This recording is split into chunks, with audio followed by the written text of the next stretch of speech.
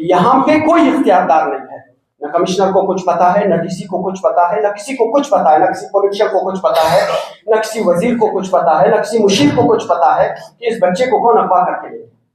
उसका सबसे बड़ा रीजन ये है कि अपना काम छोड़कर दूसरे इदारों में मुदाखलत करना। तो लिहाजा ये डिसीज और अब एक नए अंदाज के साथ ये अपनी करप्शन को दबाव देने के लिए लोगों को डायवर्जन की तरफ लेके जाना चाहते हैं। कभी एक अस्पताल का दौरा करते हैं, कभी दूसरे अस्पताल का दौरा करते हैं, कभी कहते हैं सामान छुपा हुआ था, कभी कहते हैं मेडिसिन छुपा हुआ था। न सामान है न मेडिसिन है। अगर सामान छुपा हुआ था, मेडिसिन छुपा हुआ था, तो फिर अब ये प्रोक्यूरमेंट आप किस चीज की कर रहे हो? किस तरह की प्रोक्यूरमेंट कर रहे हो कि नेगोशिएट टेंडरिंग कर रहे हैं, डीपेपरा के तमाम रूल्स को वायलेट करते हुए जा रहे हैं। और सिंध से कोई इनको कहता है कि फलान ठेकेदार आ रहा है, उसको आपने ये ठेका देना है, इसमें अरबों रुपए का ठेका है और अरबों रुपए का गपला है, ये करके ये यहां से रफू चक्कर हो जाएंगे।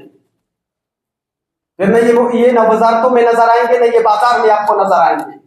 और ये हेल्थ के अंदर ये तमाशा आज से नहीं, ये पिछले जो है 6-7 महीनों से चल रहा है। शुरू से बर्बाद तो था, लेकिन इन लोगों ने हेल्थ को तबाही के दहाने पे लाकर खड़ा कर दिया। हम बाहर आए को तंबीह करते रहे कि ये डिस्ट्रिक्ट हेल्थ कमेटीज में और डिविजनल हेल्थ कमेटीज में न कमिश्नर के अंदर इतनी अहलियत है, न डीसी के अंदर इतनी अहलियत है कि वो हेल्थ को समझ सके। तो क्या करते हैं, जब किला सैफुल्लाह चले जाते हैं, एक बंदे की नाइट को ड्यूटी है, मिनिस्टर साहब कहते हैं सुबह क्यों नहीं होता है। अब इनका दौरा मयार दे के एक नोटिफिकेशन करते हैं कि मिनिस्टर साहब जहां विजिट करेंगे वहां पे लोगों का हजूम नहीं होगा, रश नहीं होगा, लोग आएंगे नहीं। जब वो नाइट वाला जो जिसने नाइट को आके ड्यूटी करना है वो मार्निंग पे क्यों प्रेजेंट नहीं है? और वहां मीडिया के अंदर वो तस्वीरें दिखाई दे रही है, जो जो लोग मौजूद है उनके नाम भी डाले जा रहे हैं कि भाई इनकी 15 दिन की तनख्वाह कटौती करो। यार एक लॉ होती है, कानून होता है, इस तरह बदमस्त जो है ना घोड़ों की तरह जो है इस माहौल को ना खराब करो, ना हेल्थ को बर्बाद करो। डीसी साहब की वो जो ना हुक्म पे एक दिन, चलो अगर एक लॉ होती है, एक बंदा एक दिन एब्सेंट है तो उसका एक दिन की तनख्वाह कट होती है। आप एक ऑर्डर करते हो कि 15 दिन की तनख्वाह इनकी काटो, लेकिन हमें पता है ये डाइवर्ट करना चाहते हो आप। हम इस सत्तकंडे में नहीं आएंगे कि आप हमें डाइवर्जन में लगा के आप पूरे सूबे के अस्पतालों को बेचना चाह रहे हो। वो कहानी भी मैं अभी आपको बताता हूं कि वो किस तरह और किस अंदाज में सूबे के अस्पतालों को बेचने की तैयारी कर चुके हैं, और उसमें जो है ये बिल्कुल आखिरी हद तक अपने जा रहे हैं। वहां से लोगों को बगैर किसी वजह के उनकी कटौतियां करना, ये सिर्फ और सिर्फ आवाम का जो है ना वो माइंड को डाइवर्ट करना है कि इस अस्पताल में काम नहीं हो रहा, इस अस्पताल में काम नहीं हो रहा, वहां पे डॉक्टर मौजूद नहीं, यहाँ पे पैरामेडिक्स मौजूद नहीं, वहां पे नर्स मौजूद नहीं। अब जब पूरे सूबे के अंदर 1300 नर्सेज आपके अस्पताल चलाते हैं, जो कि सिर्फ सेवल और बीएमसी के लिए नाकाफी है। ऑन रिकॉर्ड ये बात बता रहा हूं, 1300 नर्सेज सिर्फ सेवल और बीएमसी को चलाने के लिए नाकाफी है, लेकिन इससे पूरे सूबे को चलाया जाएगा।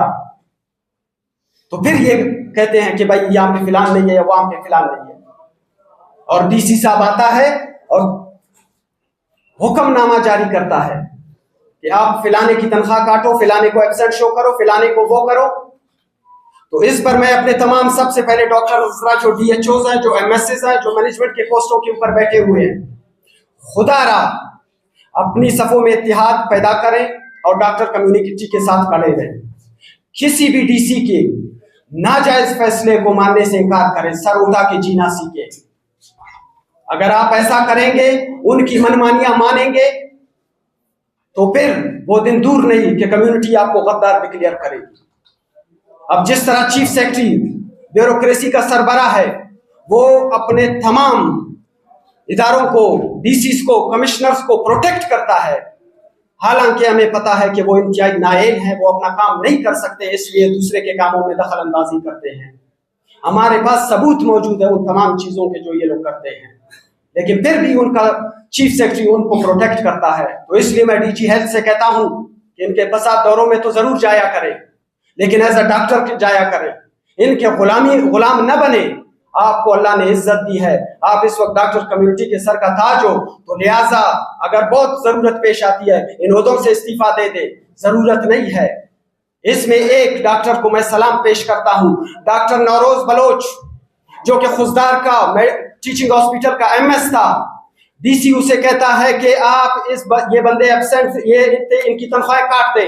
उसने कहा ला में प्रोविजन नहीं है कि मैं नहीं काट सकता इसकी तनख्वाह, क्योंकि ये आपके मुताबिक एब्सेंट है, क्योंकि मुझे पता है ये बंदा इस वक्त राउंड कर रहा है। आप कहते हो ओपीडी में मौजूद नहीं है, मैं कहता हूं ये अपने राउंड कर रहा है। इसने जिस टाइम आके ओपीडी करना है वो टाइमिंग मुझे मालूम है, आपको पता नहीं। फिर उसका एडीसी आता है कि आपका फलाना क्लर्क मौजूद नहीं है। उसने कहा वो क्लर्क मौजूद है, वो मुझसे इजाजत लेके फिलान काम के लिए गया है, ये 1:30 बजे का टाइम है। वो वहां से जाता है, व्हाट्सएप पे एक मैसेज करता है कि इसके खिलाफ कार्रवाई करो। कहता है व्हाट्सएप पे मैं कार्रवाई नहीं कर सकता हूँ एडीसी साहब, आपकी मर्जी है, मुझे लिख के दे दो, मैं फिर भी देखूंगा, अगर लॉ के अंदर प्रोविजन होगी मैं कार्रवाई करूंगा, अगर लॉ के अंदर प्रोविजन नहीं होगी तो मैं कार्रवाई नहीं करूंगा।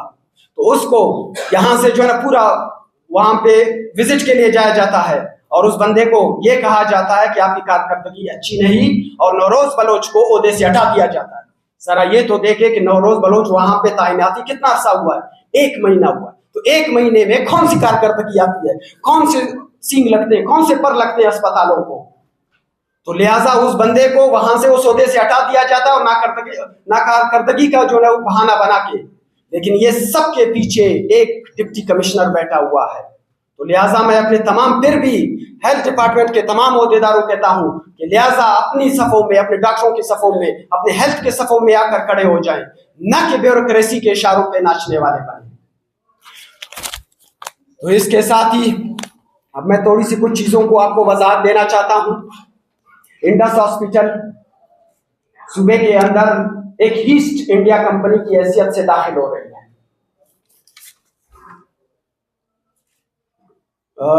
जीडीएम के दखलंदाजी शुरू है और अब सूबे का जो वाइड कैंसर अस्पताल कंप्लीशन के मरहले में है वो भी इंडस हॉस्पिटल को दिया जा रहा है। ये इंडस हॉस्पिटल नहीं, ये एक बत्ता माफिया है। ये हम साबित करेंगे कि किस तरह ये बत्ता माफिया है। जो शेख जायद का पूरा अस्पताल है उसका जो बजट है वो 30 से 40 करोड़ के दरमियान है, जो 200 बेडेड अस्पताल है, और उसके साथ एक वार्ड है जो कि हेमाटोलॉजिकल कैंसर्स को देखता है, उसकी 90 करोड़ बजट है। फिर आप कंपैरिजन करते हो, गधे और घोड़े को कैसे कंपैरिजन किया जा सकता है। एक बंदे को आप 90 करोड़ दे दो, अस्पताल बहुत अच्छा चल रहा है। एक बंदे को 200 बेडेड के लिए आप जो है 40 करोड़ दे रहे हो, फिर कहते हो जो है ना वो अस्पताल नहीं चल रहा है। सिविल अस्पताल का टोटल बजट जो है ना 50 से 55 करोड़ बनता है, उसके अंदर आप 900 बेड चलाते हो और एक वहीं पे मौजूद सीएलएफ जिसके सिर्फ 14 बेड हैं उसको आप 19 करोड़ देते हो और फिर कहते हो वो अच्छा चल रहा है। कार्डियोलॉजी का एक अस्पताल बना है, उसका पहले 2 अरब बजट, फिर 3 अरब, अब 4 अरब उसको बजट दिया जा रहा है, और यहां पर कार्डियोलॉजी के पूरे वार्ड के लिए 40 लाख का भी बजट नहीं है। उसको 4 अरब और इसको 40 लाख भी नहीं देते हो, फिर कहते हो वहां सफाई का बहुत अच्छा निजाम है। भाई सबसे पहले तो आप इस बात पे आ जाओ कि वो सिविल का इदारा है, गवर्नमेंट का इदारा है, उसको बजट गवर्नमेंट दे रही है, उसके तमाम मुलाजिम को गवर्नमेंट पे कर रही है, तो फिर उसका जो अर्निंग है रेवेन्यू वो कहीं और क्यों जाता है। फिर उसके ऊपर ऑडिट क्यों नहीं हो सकता है जबकि वो गवर्नमेंट का इदारा है। जरा होश के नाखून ले। पहले तो हम उस वक्त कहते रहे, चीखते रहे कि इसके लिए जो जगह मुख्तस है स्पिनी रोड पर इसको वहां बनाया जाए, उसको वहां ले जाया गया पहाड़ों के दरमियान में। अब एक और मजे की बात बताऊं कि वहां पे तो लोग नहीं जा सकते हैं क्योंकि हमारे लोग जो है इतने किराए रक्षों का बर्दाश्त नहीं कर सकते हैं। अब उसके लिए गवर्नमेंट की तरफ से एक और स्कीम करप्शन का सामने आ रहा है कि उसके लिए IS वैन गवर्नमेंट ऑफ बलूचिस्तान खरीदेगी और फिर उनकी फ्यूलिंग, उनके ड्राइवर, उनके सब कुछ को पे बलूचिस्तान गवर्नमेंट करेगी, और वो जो पैसा कमाएगा और वो जो बजट उसको बलूचिस्तान गवर्नमेंट देगी उसमें जो भी करप्शन होगा बलूचिस्तान गवर्नमेंट उससे पूछ भी नहीं सकता है। तो जिनके पास ताकत होती है तो वहां पे आप सर झुकाते हो और हम गरीबों पे आपका गुस्सा ठंडा नहीं होता। तो लिहाजा ये अस्पतालों को बेचने का प्लान हो रहा है। 2019-20 के दौरान RBC सेंटर के लिए इंडस ने कहा कि ये मुझे दे दो, 60 करोड़ का बजट दो, और आज 2024 में भी RBC का बजट 8 करोड़ रुपए है। क्यों अपने गवर्नमेंट के इदारों को नहीं देंगे लेकिन प्राइवेट बंदे लेकर आएंगे, फिर उसको 30 करोड़ भी देंगे, उसको 90 करोड़ भी देंगे, उसको जो है ना 60 करोड़ भी देंगे, फिर हम कहते हैं कि वो अस्पताल अच्छा चला रहा है। अपने बंदे को 8 करोड़ में आप कह रहे हो कि जिस तरह वो करते हो चलाओ। सिविल अस्पताल के लेबोरेटरी का टोटल पूरे साल का बजट 25 लाख रुपए है। अब जो है ना वो जिस लेबोरेटरी को प्राइवेट इंडस की शक्ल में लेके आने की कोशिश कर रहे हैं, उसने डिमांड किया कि मुझे 25 करोड़ दो। 25 लाख वाले से आप कहते हो कि मुझे कारकर्दगी दिखाओ, और 25 करोड़ दे के आप उसे पूछते भी नहीं हो कि भाई ये पैसे कहाँ खर्च हो। ये वजीर आला का अपना जो है ना RHC है, इसके रूरल हेल्थ सेंटर है, उसका जो सालाना बजट था वो 10 लाख रुपए था, और अभी उसको 30 करोड़ के 25 करोड़ के बजट के साथ जो है ना इंडस को देने का प्लान है। जाहिर है वो तो उसको चला पाएगा। तो लिहाजा ये एक सोचे समझे मंसूबे के तहत अपने लोगों को डिग्रेड करना और हेल्थ के अंदर फेलियर शो करना, और इसमें मुख्तलिफ हीले बहाने करके लोगों का माइंड डाइवर्ट करके इन्होंने अपने करप्शन का रास्ता खड़ा करना है। तो लिहाजा हम इन सब के सामने खड़े हो जाएंगे आईनी दीवारों की तरह। का आगाज किया था जिसमें हमने गवर्नमेंट को कुछ टाइम दिया था। इसी दौरान मिनिस्ट्रीज में तब्दीलियां आ गई, तो कुछ देर तवक्कुफ के बाद चूंकि गवर्नमेंट की तरफ से इसके ऊपर कोई बातचीत नहीं चल रही थी, हमने एक एहतजाजी रैली की कॉल 3 अक्टूबर को दी थी। फिर 2 अक्टूबर को हमें मिनिस्ट्री की तरफ से हेल्थ डिपार्टमेंट में बुलाया गया, जहां पे एक मीटिंग हुई। उसमें कुछ वादे किए गए, लेकिन वो वहां पे वो उनका डिमांड था कि आप एहतजाजी रैली नहीं करें। हमने कहा एहतजाजी रैली तो हम करेंगे, अगर बिल्कुल आप सीरियस हैं और मसाइल को हल करना चाहते हैं तो उसके बाद हम बैठेंगे। तो लिहाजा हमने 3 अक्टूबर को एक एहतजाजी रैली निकाली, सिविल अस्पताल से लेकर प्रेस क्लब तक। फिर उसके बाद 10 दिन तक उनकी तरफ से कोई जवाब नहीं आया। 13 अक्टूबर को दोबारा उनकी तरफ से राब्ता हुआ और एक बाज़ाब्ता फिर मीटिंग हुई, जिसके अंदर ग्रैंड हेल्थ अलायंस के फोरम पे तमाम हेल्थ के स्टेक होल्डर्स वहाँ पे जाके बैठे। मिनिस्टर हेल्थ की सरबराही में ये मीटिंग हुई, और स्पेशल सेक्रेटरी भी उनके साथ थे और बाकी पूरा डिपार्टमेंट उनके साथ था। तो वहाँ पे हमने अपने चार्टर ऑफ डिमांड पेश किए। उन्होंने एक कमेटी बनाई और कहा कि एक एक करके हम इन पे करेंगे और प्रायोरिटाइज करेंगे। तो इस दौरान कोई 1 महीने से ज्यादा अब अरसा गुजर गया। इस दौरान कुछ छोटे मोटे काम हुए हैं, लेकिन उनका जो मेन एजेंडा, जो हमारे मेन 3 एक नुकाती एजेंडा था, उसके ऊपर कोई अमल दरामद नहीं हो रहा था और उसके ऊपर हीले बहाने चल रहे थे।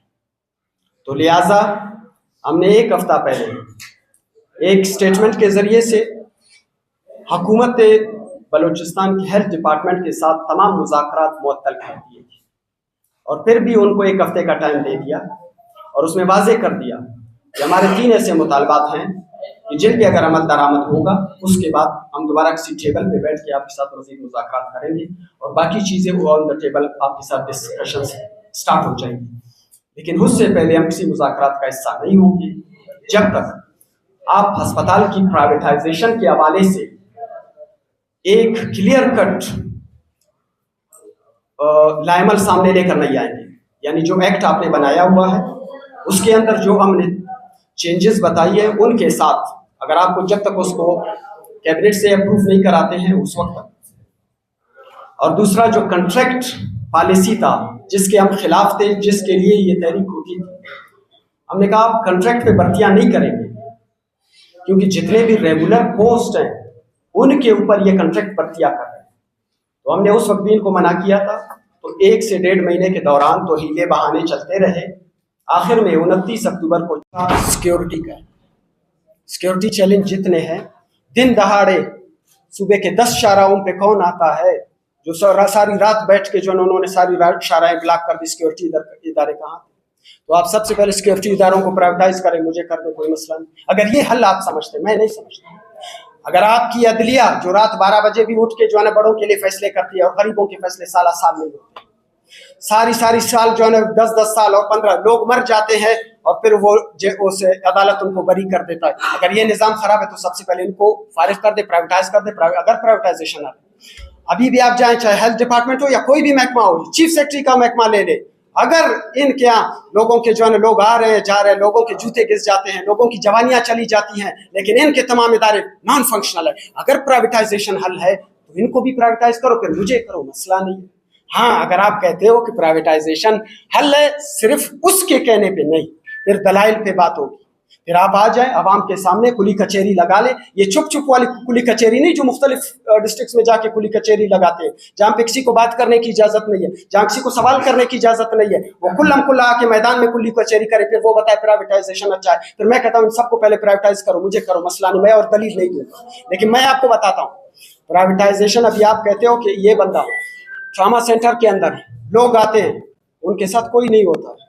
हम पुलिस वालों को बुलाते हैं, खुदा के लिए बंदा मरने वाला है, इसको बचाना है, आप सिर्फ साइन करके दे दो, वरना कल के दिन इसका कोई ये आके ये हमसे डिमांड ना करे कि आपने क्यों सर्जरी किया। अगर बच गया तो वाह वाह, खुदा न खास्ता अगर वो मर गया ड्यूरिंग सर्जरी तो उसका जिम्मेदार कौन है? लोग आके जो है ना, कई ऐसे वाकयात हुए हैं जिसकी वजह से हम डर रहे हैं, अदरवाइज हम वो भी ना करते। लेकिन ऐसे वाकयात हुए कि लोगों ने हमें कोर्टों में घसीटा है, तो उन लोगों का इलाज कौन करेगा? प्राइवेटाइज का मतलब है, अभी आलिया चीफ सेक्रेटरी साहब आपके स्पिनी रोड पे एक नए अस्पताल का दौरा करने गए हैं, आज तक उनको तौफीक नहीं हुई कि उसके घर के पीछे सिविल अस्पताल है वहां आ जाए।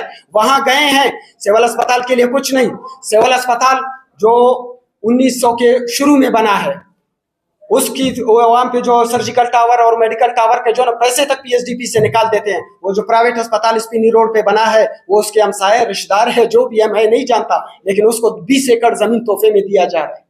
ये कौन सा जो है ना तरीकाकार है? पैसा मेरा है, आपका है, आपके बच्चों का है, वो पैसा लेकर जो है ना वो प्राइवेट अस्पताल वाले को क्यों दे रहे? उस अस्पताल में आप दाखिल होते हो, आप इंटर होते हो, कहता है इतने लाख जमा करो, वो आपको कैनुला पास करता है, उसके भी पैसे चार्ज होते हैं, वो एनजी अगर पास करता है उसके भी पैसे होते हैं, कैथेटर पास करता है उसके भी पैसे होते हैं, वो जो उसका नर्स आता है ब्लड प्रेशर चेक करता है उसके भी पैसे चार्ज करता है, वो जो पेनाडॉल की गोली आपके मुंह में डालता है उसके पैसे भी चार्ज करता है, और जो पानी का गिलास आपको पिलाता है उसके पैसे भी चार्ज करता है। आप मुझे बताओ, अगर सूबे में इतने सारे अमीर हैं तो फिर हम क्यों बैठे हैं, हम क्यों लड़ रहे हैं, हम क्यों झगड़ रहे हैं?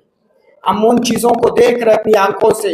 सुबह शाम हमारे पास ऐसे लोग आते हैं कि वो कहते हैं हमारे पास खाना नहीं, सिविल अस्पताल के अंदर जहां उसका खर्चा भी नहीं हो रहा हो तब भी वो कहता है मेरे पास खाने को पैसे नहीं है। इन लोगों के लिए आप तो सबसे पहले आपके दो सवाल थे ना, एक तो ये कि एहतजाज के हवाले से क्लियर करो। मैंने कहा हम उस वक्त तक मुज़ाकरात की टेबल पे नहीं बैठेंगे जब तक ये प्राइवेटाइजेशन वाला जो पहला मसला ये हल नहीं होगा, जब तक ये कॉन्ट्रैक्ट वाला मसला ये हल नहीं होगा, जब तक डिस्ट्रिक्ट में से डिस्ट्रिक्ट हेल्थ कमेटी में से डीसी और कमिश्नर्स को गायब नहीं कर दिया जाता, उस वक्त तक हम मुज़ाकरात की टेबल पे बैठेंगे। तो इसलिए पहली बात ये तो क्लियर है।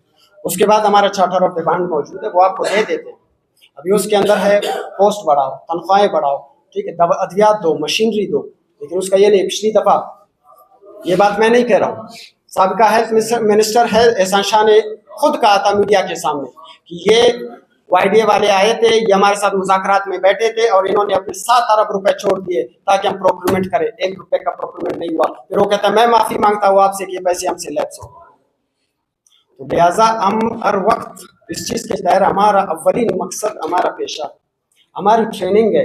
चूंकि ये जब कभी आप अकेले में आ जाए और एक ही प्रोग्राम करें हेल्थ के ऊपर, बल्कि हमारा अपना इरादा भी है कि हम यहाँ तमाम शायद पॉलिटिकल पार्टीज को बुलाएं, सेमिनार एक रखें, 1 डे सेमिनार, और तमाम आप लोगों की मौजूदगी में बहस में बहुत सारी चीज़ें हैं। इसलिए हम कहते हैं ये नॉन टेक्निकल लोग नहीं समझ सकते, तो इसलिए ये जो सेक्रेटरीज हैं दूसरे तीसरे, दे डोंट अंडरस्टैंड कि भाई हेल्थ का बेसिक मसला क्या है, हेल्थ कैसे चलता है, एक यूनिट कैसे चलता है, एक अस्पताल कैसे चलता है। वो क्या आता है, कहता नहीं मैं आया था सुबह डॉक्टर ड्यूटी पे नहीं था।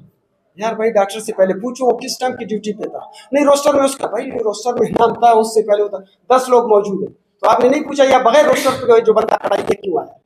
ये भाई एक इंटरनल शिफ्टिंग होती है, ट्रेनिंग का एक तरीका कार होता है, सिर्फ यहाँ पे नहीं है। आप अगर आगा खान चले जाएं या नेशनल चले जाएं, कराची के, इस्लामाबाद के, लाहौर के अस्पतालों में चले जाएं, उधर सारे ये पैटर्न चलता है। Because we understand what health is and how to run this health. ये ब्यूरोक्रेसी नहीं समझती है, they don't understand। इसलिए हम बार बार कह रहे हैं सेक्रेटरी हेल्थ आप डॉक्टर को ले आओ ताकि मसले तो क्लियर हो, ताकि उसको समझ तो आ जाए।